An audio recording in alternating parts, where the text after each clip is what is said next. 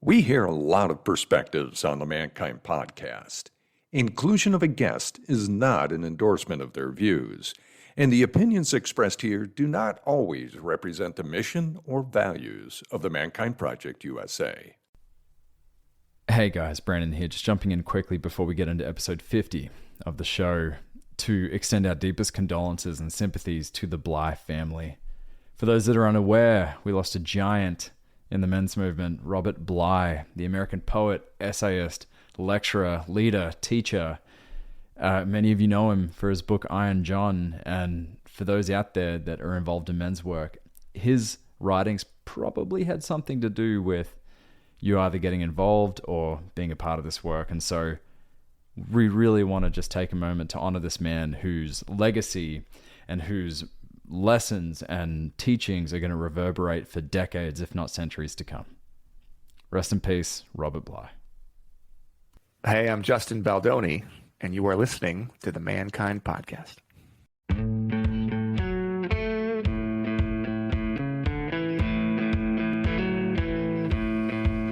Looks like the rain has gone. G'day and welcome to the Mankind Podcast, the show we break the molds of modern manhood to prove there is more than just one way to be a man.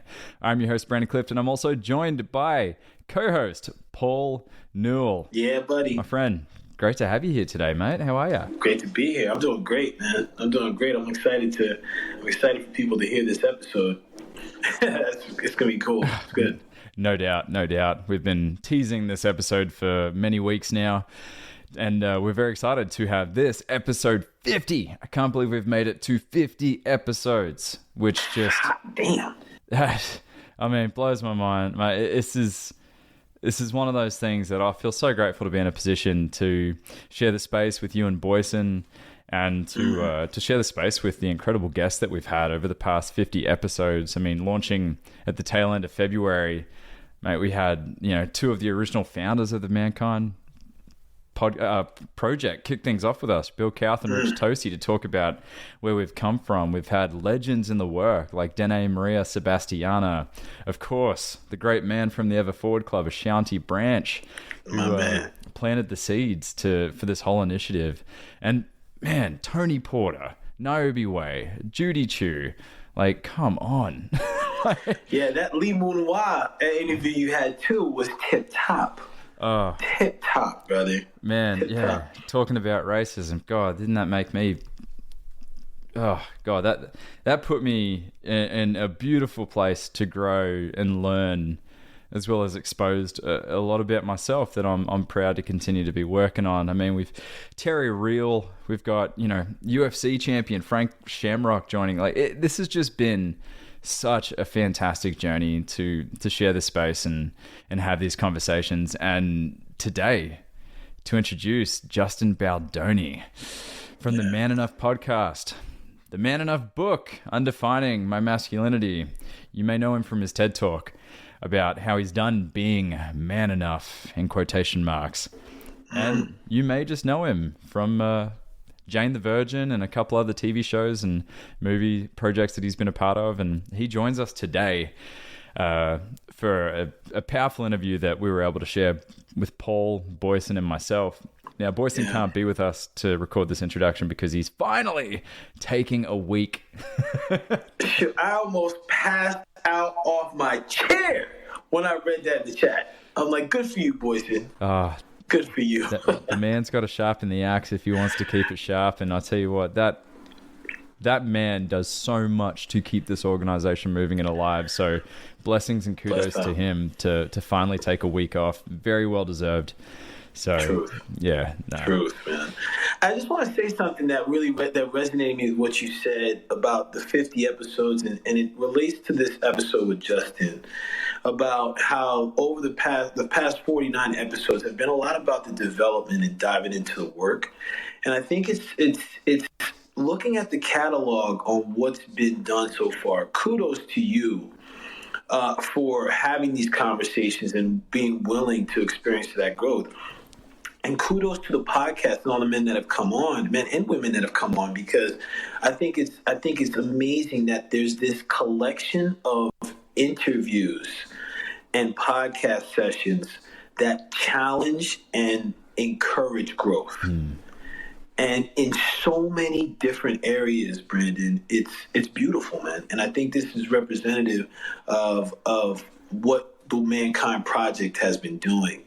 And I really appreciate what you've done in bringing the Mankind Podcast, really making a great reflection of the Mankind Project, man. So great job. Great job to you, man. Well, I appreciate that, Paul. I really do. That's the gig.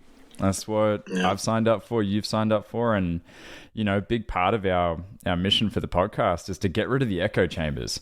You know, True. the people that look and sound and believe all the same things I do. And I want to surround myself with people that will challenge whatever the status quo is in my mind for how things are and, you know, the biases that I have, the judgments that I have. So I appreciate that, man. It's definitely been a process of leaning into a lot of discomfort. Right. But that's where no pressure, no diamonds, right? Like that's where the growth has been for me. And this has just been a huge gift for me in 2021. Like everyone around me, my girlfriend, my family, my friends, they've all gone, man, what's happened this year to you? Like what has happened to you this year? And I just say to him, I said, man, like there's a lot of things, but this podcast has been a huge catalyst for that. Yes. It's interesting because what you say also relates to the interview with Justin, because he talked about in part of this, he talks about privilege, and he talks about in my interpretation of what he's saying is having that environment and that willingness to want to learn. Yeah. Right. And I think that's the beautiful thing about this session that the people are about to hear, and the collection of conversations over the past 49 episodes.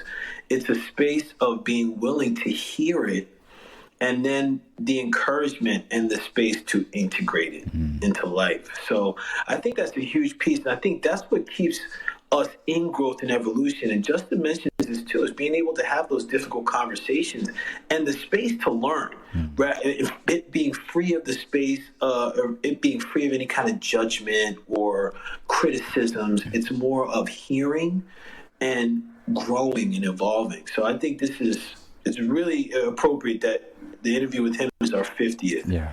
And I'm looking forward to more. But what resonated with you in this interview? Because you had some gems in this, man. Man, I tell you, what resonated with me was kind of the confirmation of a hope of mine, because I shared this with you in the weeks leading up to the interview, because, I mean, thank you to Boysen. He did all the work to reach out to Justin's management and make this a reality. We had Justin on our radar for a year and a half, 2 years. You know, before the podcast even started, we're saying, hey, he's one of the people, especially after I saw his TED Talk. But there was a resistance in me to even research about the guy because of story, judgment, and shadow that was in me that was just like, well, who's this pretty boy, handsome guy who's doing all this stuff and having this impact that I've made a part of my mission and work. Right. And so I was able to share with Justin in this interview right from the jump of the projections that I was putting onto him that was creating that gap between me and him, right? That was beautiful and courageous.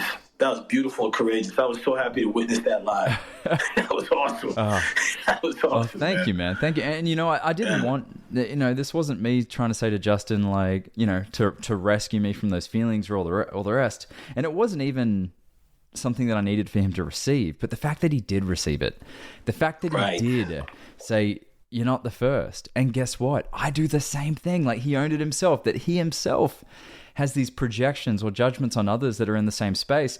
And it was great for us to, and you'll hear this in the interview, to kind of circle back around to like, yes, and more. Like the fact that we have other men and women committed to men's work and helping guide men through their lives in all the different forms and fashions. I mean, he said it beautifully when he said, I'm going to be able to reach someone that he's not going to be able to reach, and he's going to be able to reach someone that I'm not going to be able to reach. Good. That's what collaboration is. That's the point. Right? That's what it means to be unified around a mission, which is to create a safer space for men to feel and to discover and to investigate what's going on in their lives, how they turn up for their wives, their husbands, their sons, their daughters, right?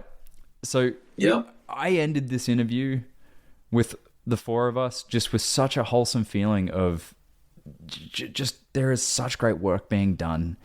And through his book, his podcast, the TED Talk, you know, through this podcast, through the other interviews that I'm doing on other podcasts, like this is all creating these individual ripples that you just don't know the impact it's going to have on someone's life. And so true. And so just the fact that he was able to come give us the time, and we were only given 30 minutes with him, and he goes, nah, we'll do an hour. Like halfway through, he just... Yeah, that was fresh. Halfway through, he's like, fresh. Bless up, Justin. Bless up to you, man. I mean, such fresh. A generous guy to use his platform to have these courageous conversations, because it's not easy for celebrities to open up about this stuff because of the culture we live in today, because of the sensitivities of so many, because of how much or how often we're seeing general phrases and words being weaponized to call people out for previous or past or present behaviors. And so he's doing that. He's taking that risk to go on a skinny branch, to use a public platform, to talk about pornography addiction, right? To talk about his sexism, his racism, and all the, and other taboo topics that many are very afraid to have, and for oftentimes good reason. So this was a very deeply revealing episode for me, to witness him, the man. And I feel like I'm just grateful that we got to not just hear him, but see him and feel his heart, because he's in it 100% in this interview. 100%. Yeah, because and seeing that, being able to see that, I'm like, oh, this dude is a real one, man. He's a real one. Like, and you bring up a great point. People in his position, you know, they can, in my judgment, they can put up the stuff that sells, right? That's a hot topic. So maybe get more likes. And my experience of him in this session with all of you was that he's in this for the realness, like, and he's willing to put it on the line. And I have a tremendous amount of respect for this man and his team, because one of the things I heard, and I also heard this in what you said about how your experience with the podcast is, you know, his team helps him stay in the evolution phase. When he was talking about his partner, how his wife helps him out, have conversations. Even on his podcast, conversations with his dad. You know, like, those are the things I think, you know, we didn't really get into it, but I think those are the things as far as men's development and evolution that we have yet to talk about more often, and that's the teamwork and the support systems and the people around us that keep us real, keep us grounded, and keep us evolving. So I'm excited that we got to connect with him. I'm excited to support him. I've been really talking that dude up since we met with him. I'm like, this guy, Justin Baldoni, you got to check out this man guy. I'm like, I met enough. He's real cool. It was like I told my girlfriend, I was like, yo, I got a crush. I got a new man crush. It's Justin Baldoni, man. That dude is real. So I'm excited for you all to hear this and to hear him and his heart, because I think that is evident and is so resonant in this interview. Beautifully said, Paul. Beautifully said. Well, hey, great point to let the listeners dive into this interview with Justin Baldoni. We Let's go. Enjoy and buckle up, because this is just one of my favorites. And I think for those of you listening, it'll be one of yours too. So, Paul, thanks for coming on and connecting and sharing. And for those of you listening, enjoy this interview with Justin Baldoni.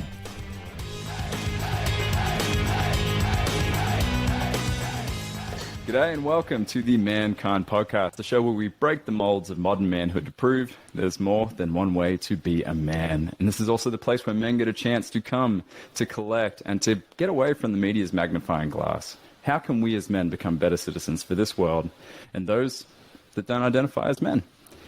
And so today we are joined by podcast host, actor, director, author, Justin Baldoni. Mate, such a pleasure to have you join us here with the work that you're doing and the impact that you're having.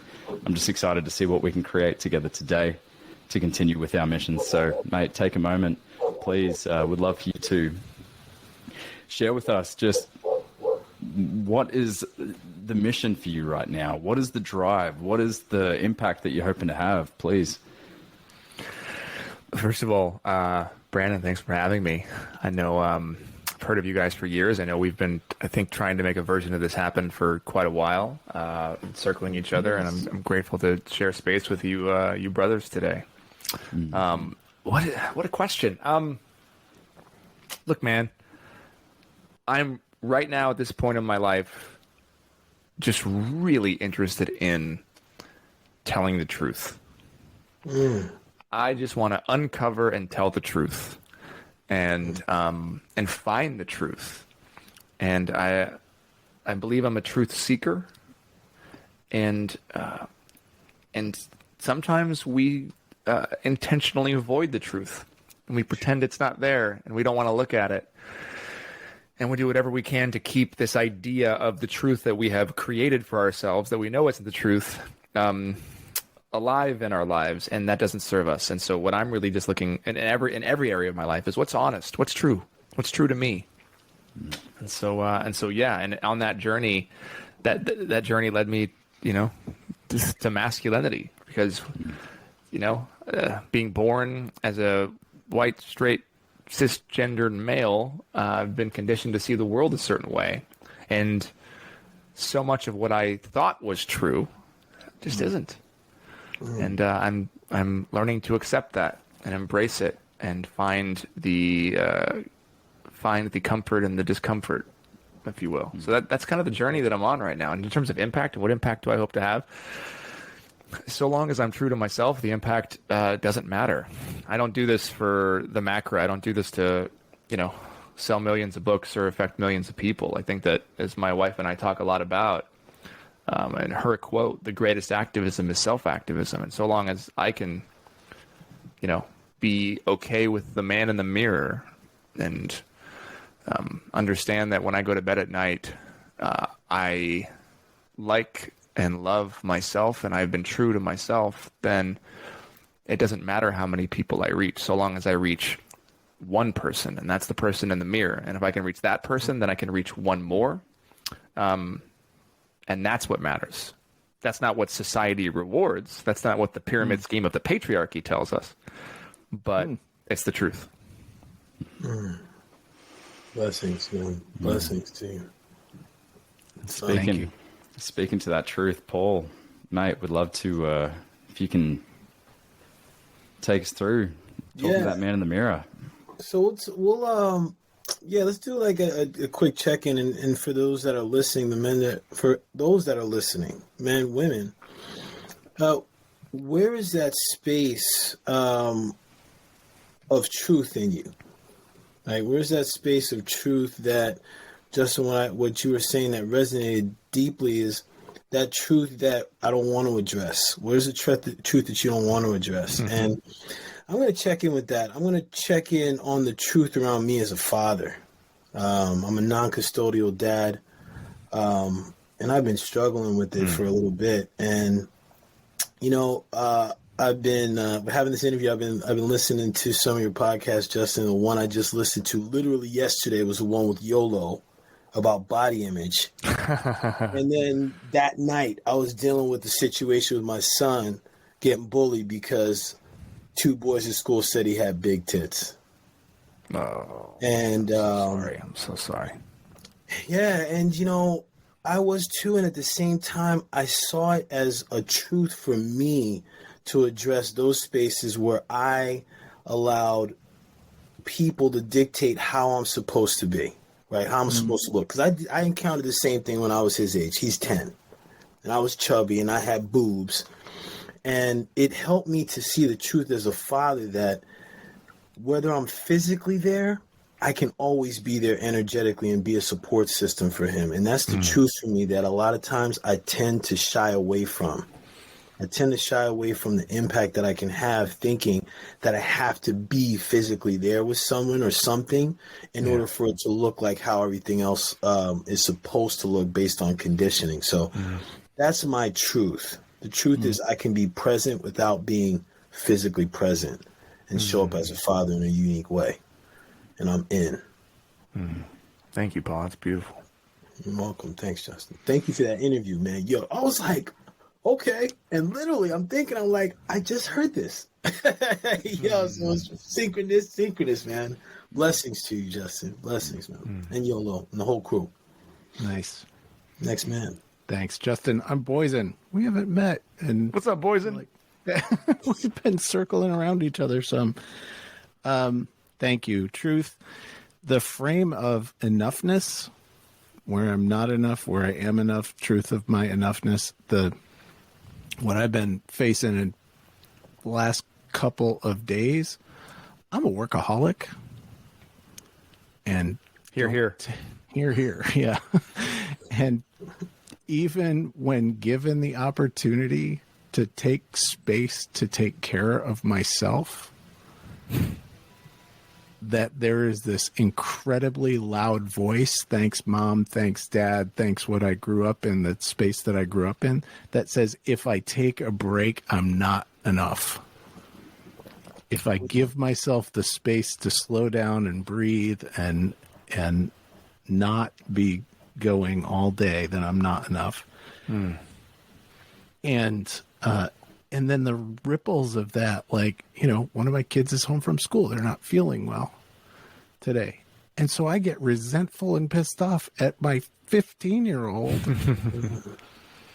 because they get to take a day off. Damn it. And I don't get to take a day off, blah, blah, blah. And my wife's like, you have paid time off. You're choosing this. You choose this over and over and over to not take care of yourself. And again, there it is. That man box messaging that I got in my world that just keeps playing out over and over. I'm in. Thank you for that. Man. Thank you, Boysen. Checking in, man. Justin, I want to share with you a projection that I've had, and this is not your work whatsoever. It's mine, but it's as a young man and the work that I'm committed to in this work. I'm going through a really interesting transition, especially around my truth, which is that I'm enough in this work and that I get to play a role and have a ripple in the impact.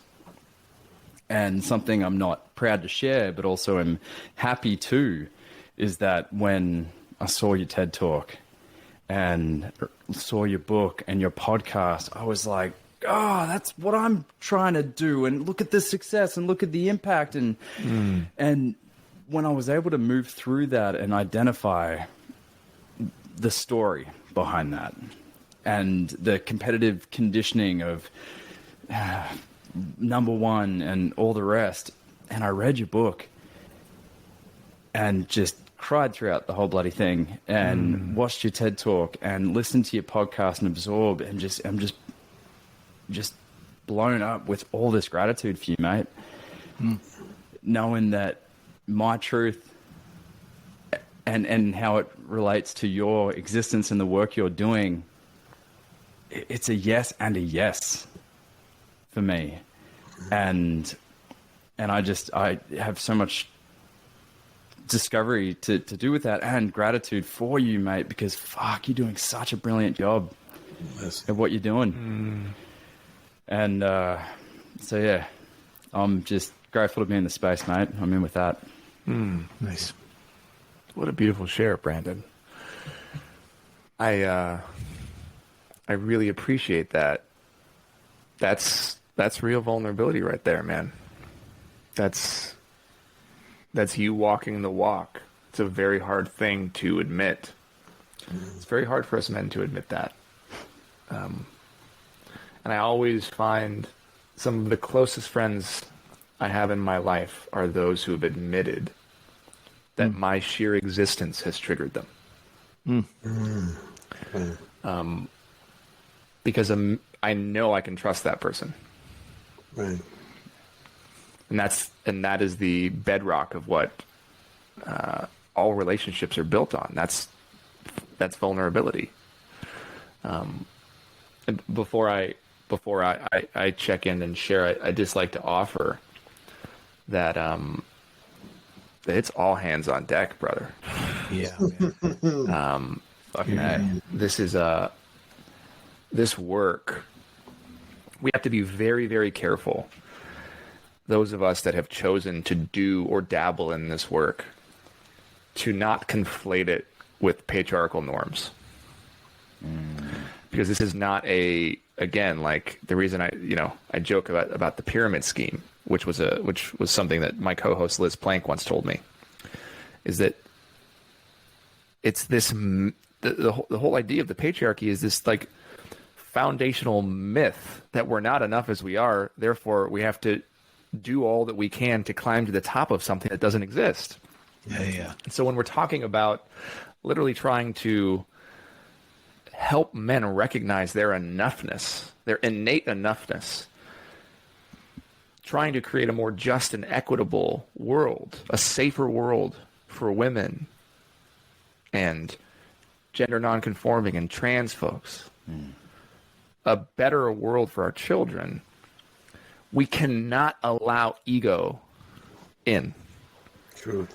Because the second we do that, we are no better than any of the men that we are trying to reach.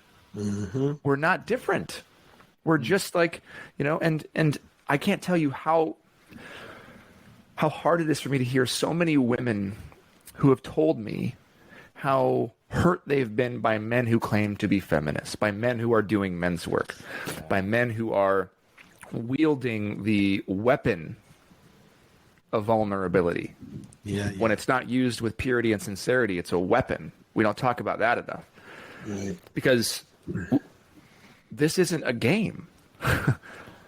Like you speak to black women, right, Paul? You speak to these sisters, you speak to gender nonconforming and trans folks, their lives are on the line.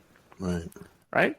Like, in this world of privilege, to a certain extent, we're all in as men. Like, this is not just something that we're doing to make money. And we also can't be doing it to fill that hole.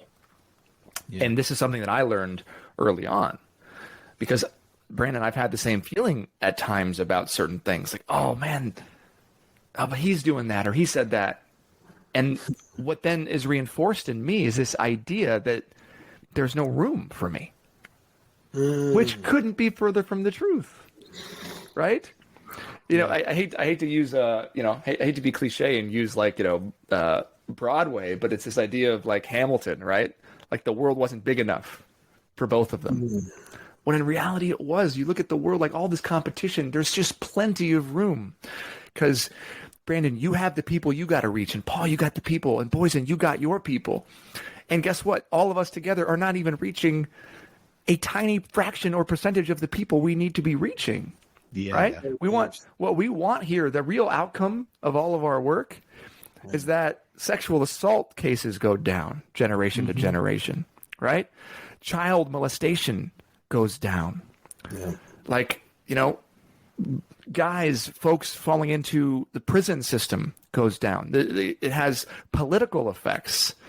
And it's so simple that it all comes back to checking in. It all starts with human to human connection. It starts with vulnerability. It starts with love. It starts with compassion and empathy. It starts with not rejecting and hating the feminine parts of ourselves that we've been socialized to hate and disrespecting women. It starts with all of these things. But the impacts, like, spread butterfly effect around the world and actually save people's lives and change the future. So all that to say, I acknowledge and honor that you had those feelings, and I so appreciate that you brought them up. But my man, do we need you more than ever? Because this is not an individual thing. All of our goals as men doing this work should be to become dispensable. Nice. Which is the opposite of what the patriarchy teaches us. Yes. Right? The point of having a nonprofit should be to no longer be in business. The point of doing this work is to make sure that we're doing whatever we can to not be at the top of the pyramid so that it all doesn't fall on us. Because if that's the case, if our enoughness is tied to the work, then all we're doing is using this work to fill the hole that we would use anything else with, whether it's sex, drugs, alcohol, addiction, work. All we're doing is the same thing, except we're disguising it and masking it as like, good work, like we're good men. And in reality, it's just this is more bullshit. It's vulnerability porn. Yeah. Wow. Wow. I've never found vulnerability porn on Pornhub. Wow. Yeah, right. That's classic. Thank you, brother. Thank you. And if you want, and I'll just join you fellas, and I'll check in too. Truth for me is I've been doing very, very, very deep work over the last 6 months. Deep healing therapy work, deeper than I've ever been. Inner child work, trauma work. Thank you. Recognizing, when I wrote the book, I didn't realize that I was cracking open traumas and wounds that I hadn't truly dealt with. And that's one of the things people don't realize about writing books, is especially personal books, is you write these things and you share them because you want to help other folks heal, and in the process you recognize you still have yet to heal. Mm-hmm. One of the big ones is recognizing that when I lost my virginity at 20 years old, it was sexual assault. I couldn't say those words as a man because men don't get sexually assaulted, especially by women. Yeah. Processing that, it's been massive for me. Issues with my family, just recognizing that so many of the foundational beliefs that I've held my whole life are trauma responses, just digging. And I was in a haze. I was in a bit of a depression for probably 3 or 4 of the last few months, a functional depression, if you will. Mm-hmm. It wasn't private. I shared it with many people and let everyone know where I was. And feeling very grateful to be coming out of that space now and feeling lighter. And I just want to say to anybody out there who is apprehensive about doing really deep healing work, because it can be intimidating, there are moments when you feel like it's, as you're healing, that it's doing the opposite. Yeah. And nobody talks about that. There are moments in healing journeys and deep therapy work where you feel as if you're reverting backwards. But we have to remember that everything in life needs to be pulled back in order to be fired forward, right? So again, a bow has to be pulled back so that it can build a momentum to go forward. And that's what healing looks like. So I went backwards. I thought I did for a while, and I was really sad, and it was very hard for me. And just recently, and I'd say the last 10 days, I've been coming out of it and feeling lighter and able to look at the world and see hope and brightness. And I feel very, very grateful for that also knowing that there's a very good chance in the next 3 months I might be right back to where I was, and having compassion and love for myself on that journey.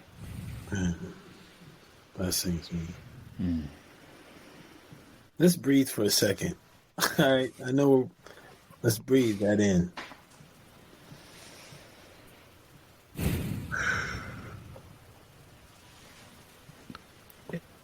Yeah. It has struck me over and over again doing men's work over the last 15 plus years now that I spent so much energy concealing what was actually going on. And Justin, you're speaking to trauma. Like, I look around at men in my world and men that we work with in MKP and men that you're running into as a result of the work that you're doing. It's like, how much of our time and energy are we consuming just trying to hide from doing that work? Yeah. Trying to hide from all that truth, trying to hide from healing that trauma. The mask is heavy.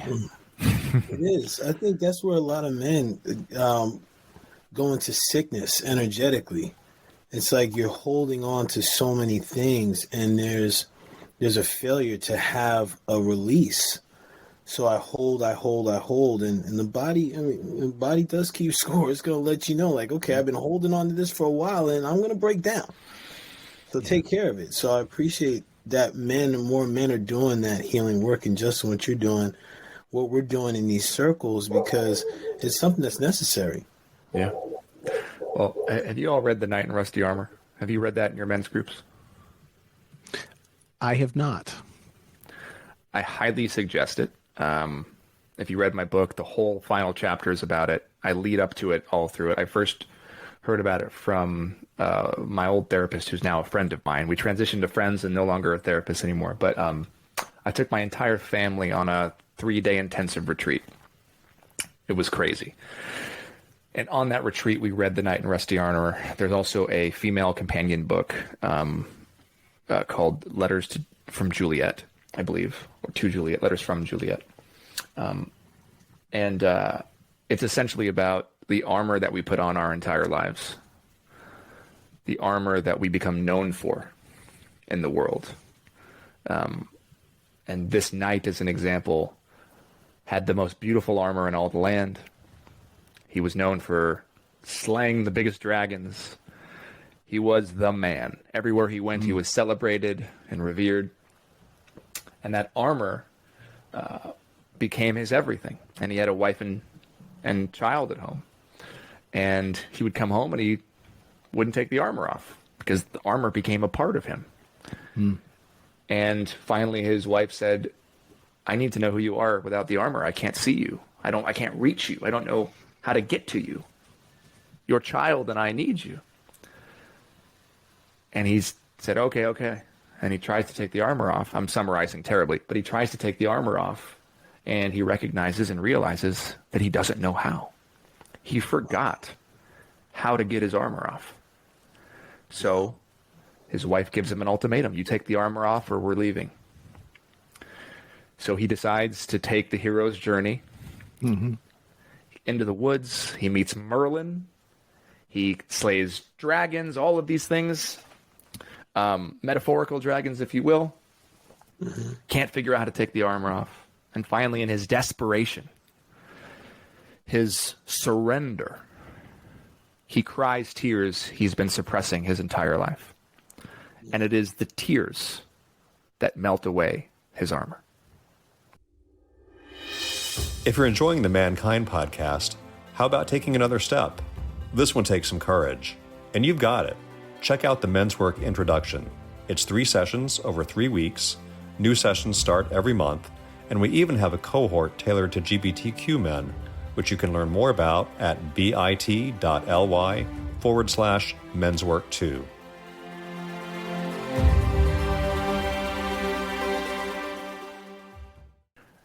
Now, I love this metaphor and this analogy so much, Boysen, because we now know, and we've known since the 80s, that the tears that we cry as children contain stress hormones. Right. There's a difference between the tears we cry when we're having a tantrum or crying when we fall down and hurt ourselves. There's a difference. It's a biological difference. And what they've discovered is that the body releases stress hormones through tears as an act of purification. So when our children, when our young boys, when our young girls have all of these micro traumas that existed in their everyday lives, I mean, you know, for a 3-year-old, calling for daddy or mommy and not seeing them for 5 seconds is a trauma. It triggers abandonment. It's a trauma. And you cry, well, that's your body telling you that you're okay. But what happens, as you said, when we don't cry, when we repress all of these things our entire lives? Well, we're not releasing stress hormones. What do these stress hormones do? Anything carried to excess. In the Baha'i faith, Baha'u'llah says, anything carried to excess can be a source of evil. Toxicity in our body. Have we not thought about the fact that that can actually come from a repression of emotions and tears? Yeah. Is there any other clearer reason why men live shorter lives than women? Why we die at faster rates? Why we have reduced lifespans? Why we have heart issues and higher risks of cancers and all sorts of things? Well, of course there is. We are not allowing ourselves to feel all the things that we're supposed to feel. We are literally repressing our tears, which is our body's natural way of clearing out trauma. Why do we feel so better and refreshed and purified after we cry? It's literally our body screaming at us to release. But the whole world has socialized us to believe that that is a sign of weakness. There you go. When in reality, it's the very thing that ends up leading to us being weak. It's completely counterintuitive. So we all have an obligation to each other, both in circles in this men's work that you're doing, but also as fathers and as sons and siblings, to make sure that we are always validating the emotions and feelings of our children, of our brothers and sisters, of our friends, making sure they feel safe, creating safe spaces for men and women and all sorts of people to feel whatever they need to feel. But more than that, that can't happen until we do that for ourselves. We have to create safe spaces for ourselves. Yep. Because we have to allow ourselves to feel and cry. Like Brandon earlier, sharing that vulnerably with me, this is a man doing the work. I trust this man. I trust the Mankind Project now, right? Because of that. Well, we have to do that same thing. If we're not able to cry, if we're not able to release, if we're not willing to go to therapy, if we're not willing to step into the fire and feel those things, well, how the hell could we ever ask anybody else to do that work? How can we create a safe space if we're not a safe space for ourselves? So this is where that work begins. And I appreciate you saying that, Boysen, because it's true, man. We are just wearing it and holding it. Yeah. And boy, when it comes out, it comes out. Yeah. And there's a lot more there.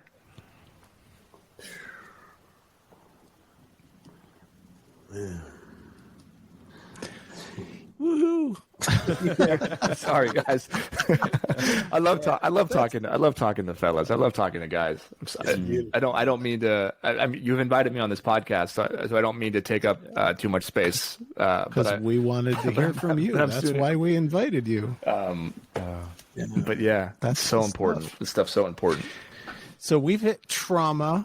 We've hit tears. We've hit creating a safe enough space for yourself and taking off the armor. So touch on, and you touched it a little bit, but hit the blind spots conversation that you go into so beautifully in the book in Man Enough. How many blind spots were revealed to your chapter on white privilege and male privilege? Chapter 5. Yes. I see that as like, that's big work in the culture right now. Yes. Right. Well, it's interesting. Again, I've struggled for years with this work because I am not somebody that can. Here's the example. I've never been able to, when I was single, I was never able to date 2 women at once. Because I felt like I wasn't being truthful. And I wasn't able to fully explore an individual knowing that I was fully exploring another. For me in particular, I knew that I wasn't wired that way. And I would feel like a hypocrite. And I have this thing in my life where I cannot do something publicly or privately if I'm not actually doing it. It's very hard for me. And I've struggled at times on this journey because there are times when I felt so hypocritical, right? Just, there's a whole chapter in the book on porn and porn addiction and being introduced to it at 10. And, here I am giving TED Talks and being an advocate for women and yet secretly battling this urge to look at porn. Yeah. And not fully understanding where that came from or why that was there and feeling and trying to figure out what my triggers were and what was happening because it didn't have anything to do with my lack of sexual attraction or desire for my wife. It wasn't, and it was other things. And yet I was like, well, I can't write a book and I can't go on, keep doing these interviews if I'm struggling with this. And I had to really unpack and understand what was happening. And then I realized like, fuck, I'm human. Thank you. There is never going to be, there is nobody that is doing any type of work, whether it be in feminism or men's work or anything, that has it all figured out or is completely pure. If anything, what I need to do is figure out how to use my struggles in the work. Yes. But first I had to take that out of the closet. First I had to remove that, right?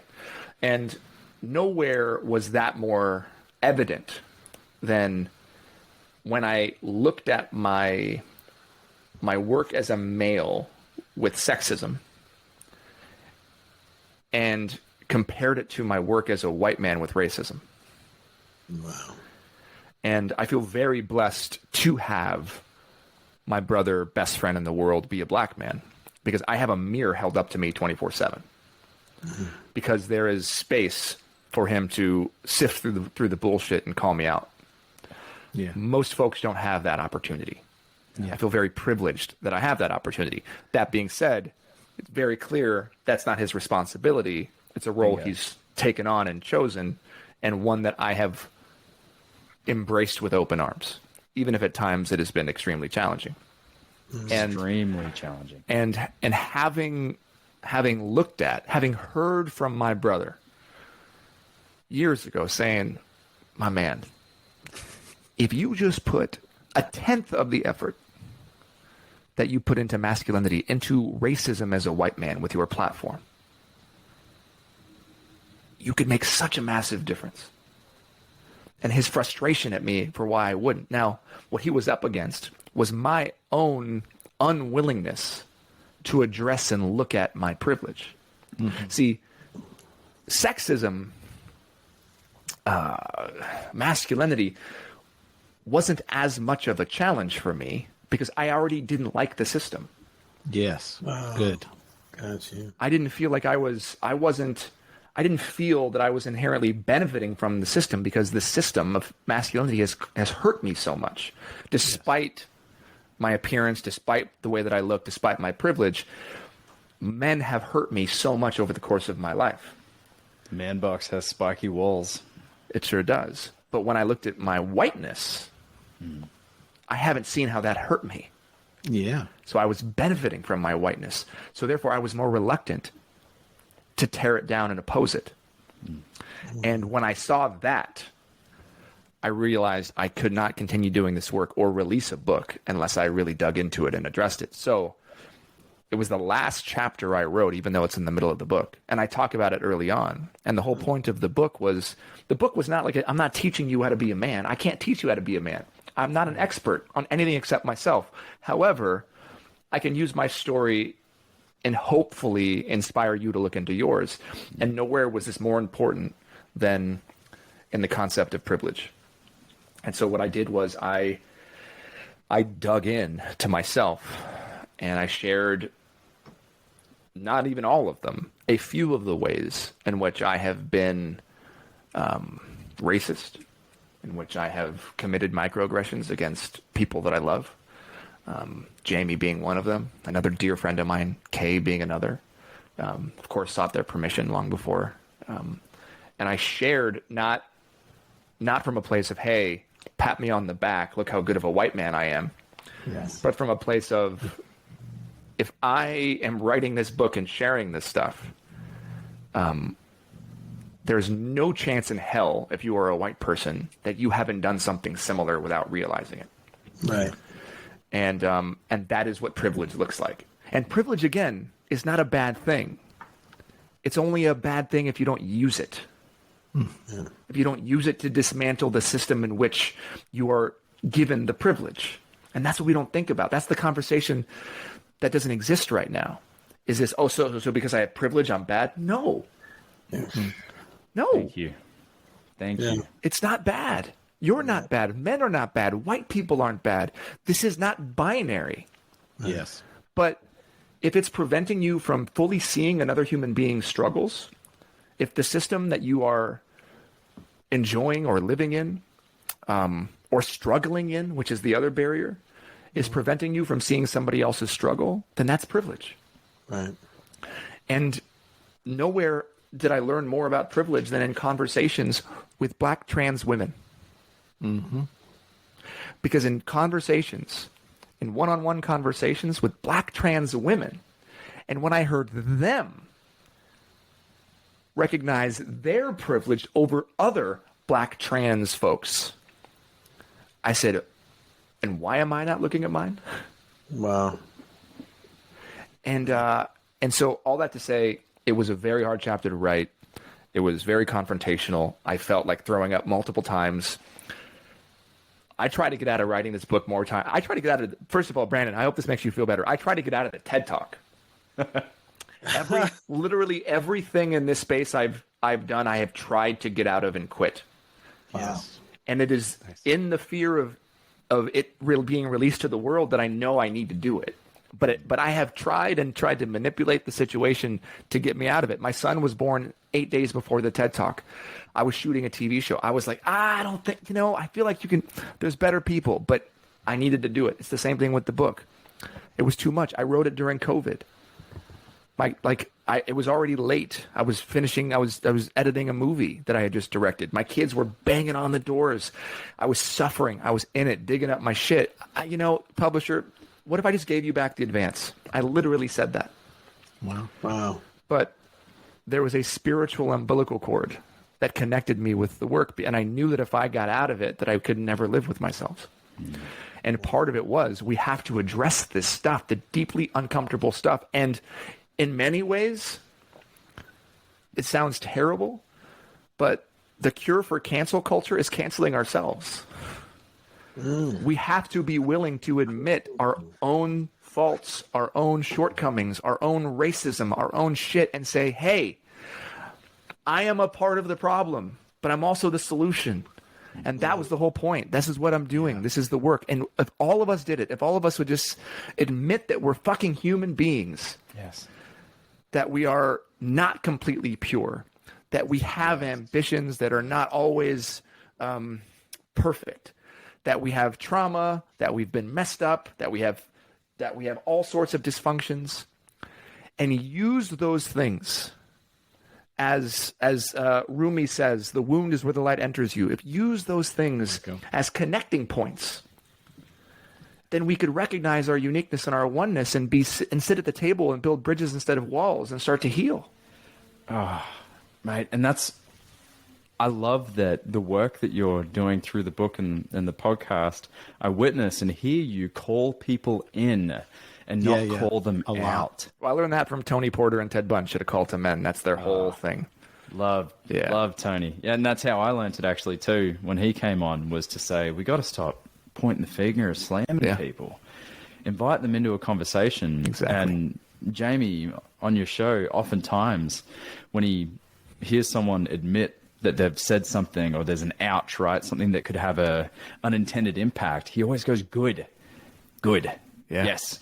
Now let's have a conversation. Yes. Let's chat about it. Yep. Justin, what I love, one thing, I don't know if you know, you helped me landscape my garden listening to your book. Would you like to do mine? I'd rather not after that one. But I'll listen to the book again though, because, mate, just you led with honesty and vulnerability, and it wasn't like you were signaling your virtue, and no, it was just you going, hey, you know what? If I'm going to talk about this, let me just empty my bullets right here.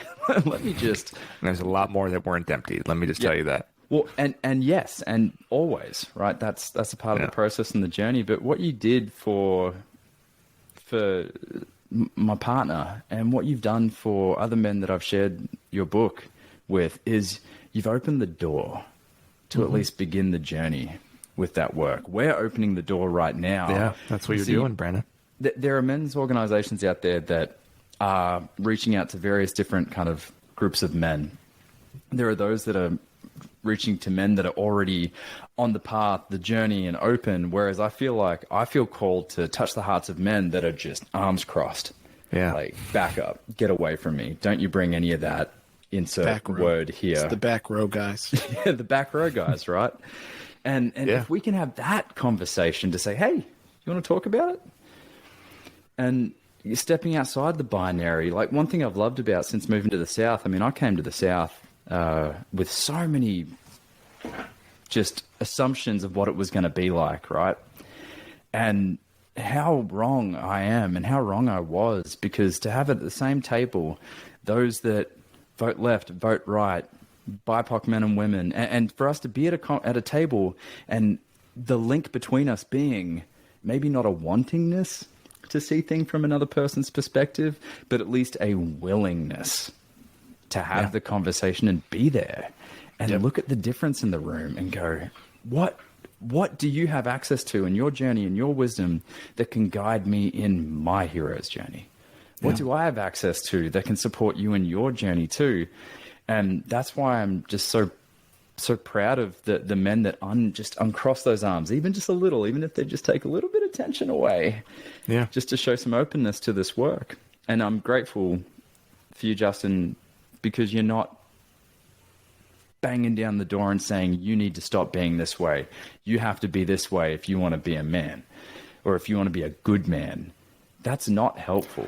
And it really makes me upset when I see people just throwing. That's just misplaced. That's just misplaced traditional masculinity. That's just. It's another version. I mean, it's literally, it's all the same thing. And you, again, I growing up in the Baha'i faith, I don't identify with the political party. But I can tell you that, like, there's no side. Everybody's suffering. Everybody's full of shit. Everybody has their arms crossed. It's just about how it's presented, you know. And I'm happy that you found in the South that you were wrong. There's so many incredible people in the South, and unfortunately, based on our partisan political system, a large portion of the population, especially men, just get written off. Yeah, and we can't do that to people. No, we need. If they can't be a part of the conversation, then they will be a part of the opposition. Well, that's the whole point, right? Like, what are we doing? We're just repeating the same stuff over and over and over again, and claiming it's not insanity. Like, it's about, we have to start seeing each other. And as you know, Alok said on my podcast, we cannot we cannot fall into the trap of thinking that we need to understand somebody or a group in order to have compassion for them. You have to just have compassion for the group.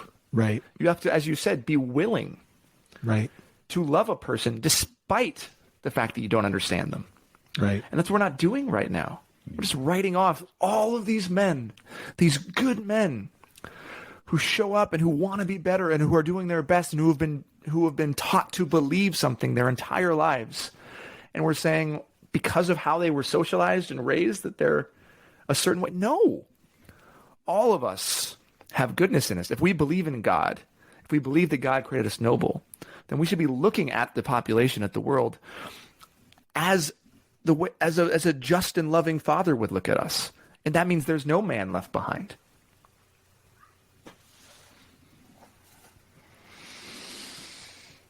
Thank you. Did we lose Paul? Is Paul still here? Paul dropped. Something happened. We don't know. Paul extends his gratitude and wishes. He texted you. Yeah, he did.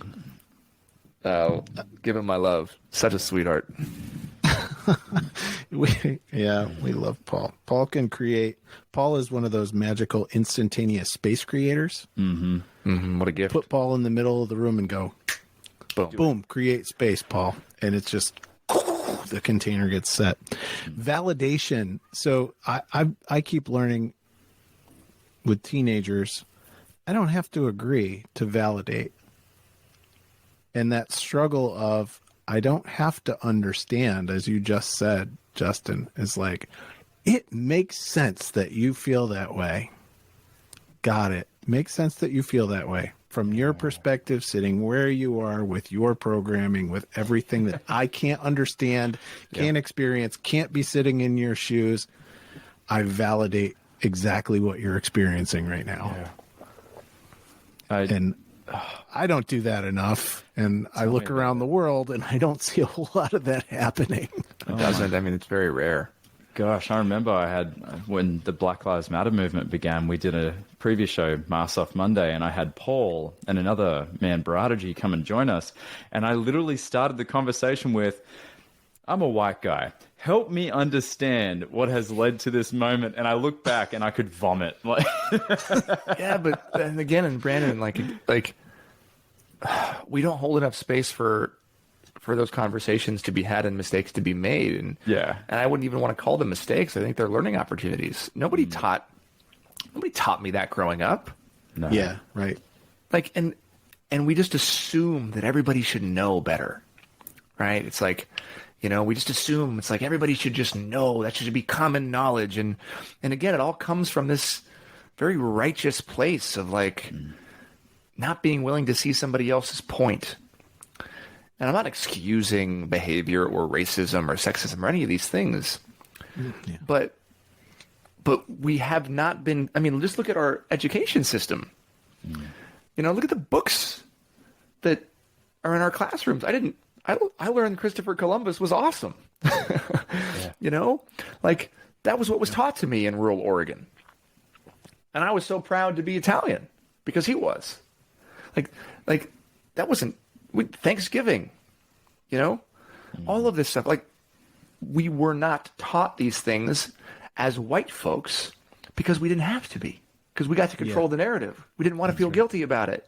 Down generational guilt. Yeah. And so how the hell are you supposed to know, Brandon, as a white person, unless you have been taught that that's not a question you should ask or you should start with, right? Yeah. Again, we can't assume that these things make us bad people or one action makes us a certain way. That's what we do, is we throw the baby out with the bathwater all the time. This one guy does this one thing or says this thing, and therefore he's written off. Yeah. And, we just have to have more room for, again, these mistakes to be made and for us to say, oops, that sucks. I'm so sorry. Oh, shit. I now got it. I'm not going to do that again. Please forgive me. I see how I shouldn't have led with that question. And boom, you move on. Move on. Because guess what? Everybody listening has had their own version of that. Yeah. We can't, we just have to remember, man, that we're all in this floating rock together. And if we want to have a beautiful planet that's alive and well and prospering for our great-grandchildren, if we don't want to destroy ourselves, we got to stop fighting over so much of the things that don't matter and focus on our similarities instead of our differences, and call in the people who make the decisions that affect the masses via this type of work, because all of those people look very similar to us.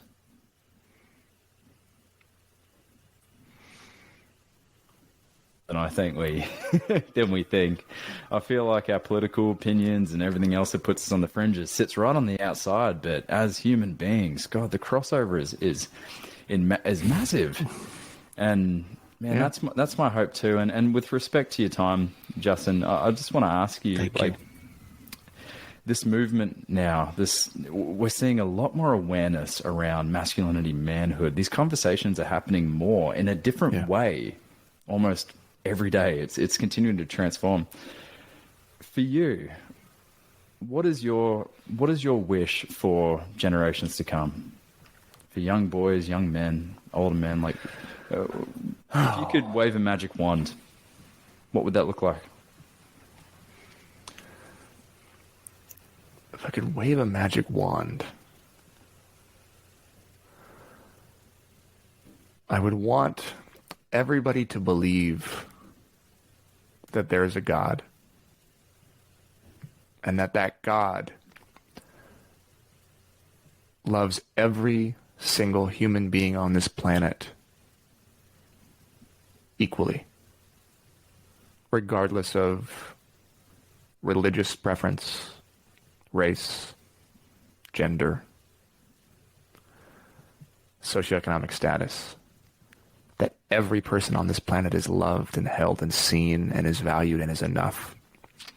And that every person on this planet has a unique contribution to be that they can make, that only they can make. And it looks different for everybody. And that there is life beyond this world. And the only thing that we can take with us are the things that you can't buy with money while we're here. And in the belief of that creator, that God, if you will,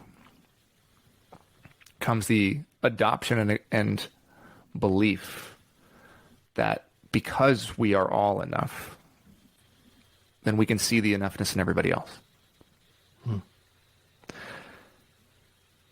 The work for me, this men's work, this masculinity work is the tip of the iceberg. It's a gateway into a much larger conversation. But it's a place that I can start.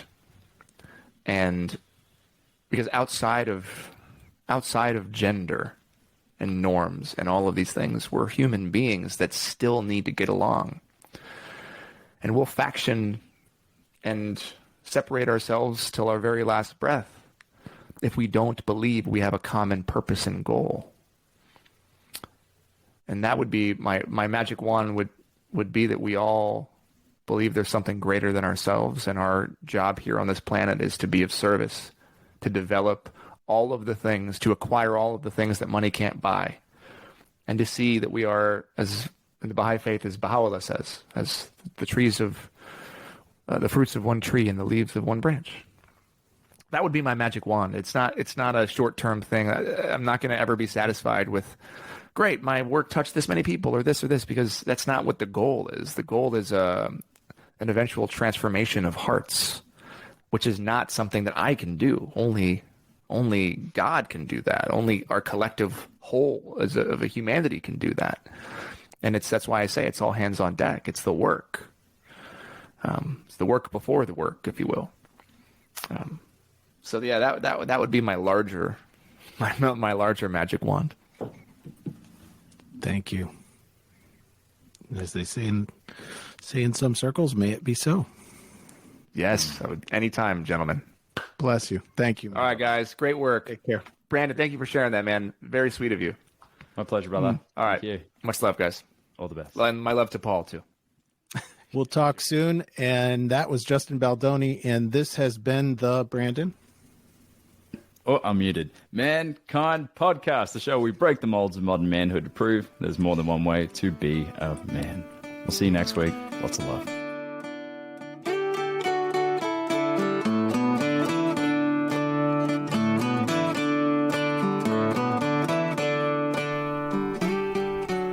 Well, there you have it. Another powerful episode of the Mankind Podcast. Huge thank you to Justin Baldoni and his team for joining us for this, the 50th episode of the show. For those that want to find out more about Justin and his work, we're going to have links in the show notes to his book, Man Enough, Undefining My Masculinity. It is a must. I enjoyed the audiobook. You can also get the paperback form as well. This is something that I'm going to be giving a lot this coming Christmas to a lot of my friends. Also, a big thank you to my co-hosts for this episode, Boysen Hodgson and Paul Newell. Boysen, my friend, enjoy this week off.